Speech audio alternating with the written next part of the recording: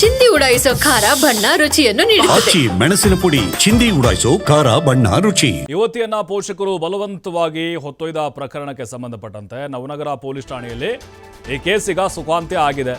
ನೋಡಿ, ನಾವು 4 ಗಂಟೆ ಸುಮಾರಿಗೆ ನೋಡಿದ್ವಿ ಹೊತ್ತೊಯ್ದಿದ್ರು ಅವ್ರ ಪೋಷಕರು ಅಂತ. ಈಗ ಅದು ಸುಖಾಂತ್ಯ ಆಗಿದೆ.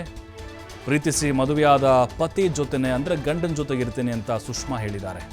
ಅಲ್ಲರಿ, ಅವ್ರ ಇಷ್ಟ, ಪ್ರೀತಿ ಮಾಡಿರ್ತಾರೆ, ಅವನ ಜೊತೆಗೆ ಕಷ್ಟನೂ ಸುಖನೂ ನೆಮ್ಮದಿನೂ ಬಾಳ್ತೀನಿ ಅಂತ ಹೇಳ್ತಾರೆ. ಯಾಕೆ ಬಿಡಲ್ಲ ಅಂತೀವಿ. ಮನೆ ಕರ್ಕೊಂಡು ಹೋಗ್ತಾರೆ, ಸುಮ್ಮನೆ ಅವ್ರು ಭಾಳ ಹಾಳು ಮಾಡ್ತಾರೆ. ಈಗ ನೋಡಿ, ಆಕೆನೇ ಹೇಳಿದಾಳೆ ಅವನ ಜೊತೆಗಿರ್ತೀನಿ ಅಂತ. ಇನ್ನೇನು ಮುಗೀತಲ್ವ? ನಿರಂಜನ್ ಜೊತೆ ಇರ್ತೀನಿ ಅಂತ ಸುಷ್ಮಾ ಹೇಳಿದಾಳೆ. ಪೋಷಕರ ಒಪ್ಪಿಗೆನ ಪಡ್ಕೊಂಡಿದ್ದಾರೆ. ಈಗ ಹುಬ್ಬಳ್ಳಿಯ ನವನಗರ ಠಾಣೆಯಲ್ಲಿ ಸುಖಾಂತ್ಯವನ್ನು ಕಂಡಿದೆ ಈ ಪ್ರಕರಣ. ನಿನ್ನೆ ಯುವತಿಯನ್ನು ಪೋಷಕರು ಬಲವಂತವಾಗಿ, ಅದು ಕೂಡ ಚೀಲದಲ್ಲಿ ಮೂಟೆ ಕಟ್ಕೊಂಡು ಹೋಗ್ತಾರಲ್ಲ ಹಂಗೆ ಹೋಗಿದ್ದರು. ಆಕೆಯನ್ನು ಬಲವಂತವಾಗಿ ಗಂಡನ ಮನೆಯಿಂದ ಎಳ್ಕೊಂಡು ಹೋಗಿದ್ದರು. 8 ವರ್ಷದ ಪ್ರೀತಿ ಅಂತ ಇವ್ರದ್ದು. 2 ವರ್ಷದ ಹಿಂದೆ ಗದಗ್ನ ರಿಜಿಸ್ಟರ್ ಆಫೀಸ್ನಲ್ಲಿ ಮದುವೆ ಕೂಡ ಆಗಿರ್ತಾರೆ. ಆಮೇಲೆ ಪೋಷಕರು ಆಕೆಯನ್ನು ಗಂಡನ ಮನೆಗೆ ಹೋಗಿ ಇಬ್ಬರನ್ನೂ ದೂರ ಮಾಡಿರ್ತಾರೆ.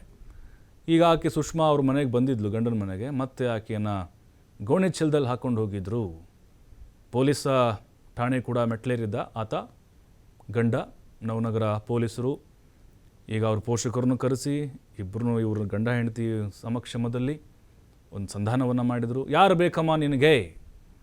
ಗಂಡ ಬೇಕಾ ಅಥವಾ ನಿನ್ನ ಹೆತ್ತವ್ರು ಬೇಕಾ ಅಂತ ಕೇಳಿದಾಗ, ಇಲ್ಲ ಸರ್, ನನಗೆ ನನ್ನ ಗಂಡನೇ ಮುಖ್ಯ, ನನ್ನ ತಂದೆ ತಾಯಿಗಿಂತ ಅಂತ ಹೇಳಿದ್ಲು. ಮುಗಿದೋಯ್ತಲ್ವಾ? ಅಷ್ಟೇ, ಒಂದೇ ಮಾತು. ಪೋಷಕರು ಕೂಡ ಒಪ್ಪಿಗೆಯನ್ನು ಕೊಟ್ಟರು.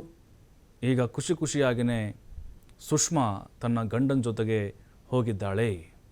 ಎಷ್ಟೋ ಪ್ರಕರಣಗಳು ನೋಡಿ, ಸಣ್ಣ ಪ್ರಮಾಣದ ಅಂದರೆ ಸಣ್ಣ ಸಮಯದಲ್ಲೇ ಇತ್ಯರ್ಥ ಆಗೋದಿರುತ್ತೆ. ಅದನ್ನು ಹೋಗಿ ಗುಡ್ಡ ಮಾಡ್ಕೊಂಡಿರ್ತಾರೆ.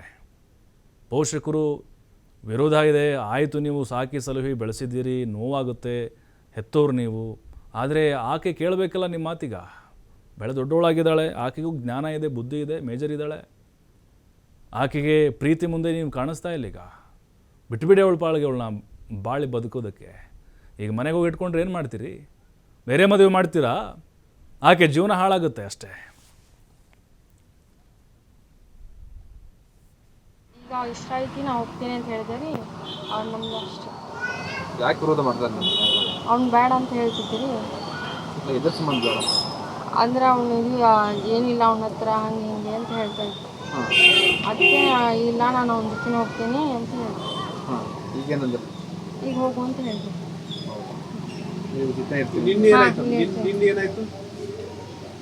ನಿನ್ನೆ ನಾನು ಅವನ ಜೊತೆ ಹೋಗಿದ್ದೆ. ಅವಾಗ ನಮ್ಮ ಅಪ್ಪ ಫೋನ್ ಹಚ್ಚಿ, ನಾನು ಇಲ್ಲಿದೆ, ನೀವು ಬನ್ನಿ ಅಂತ ಹೇಳಿದೆ.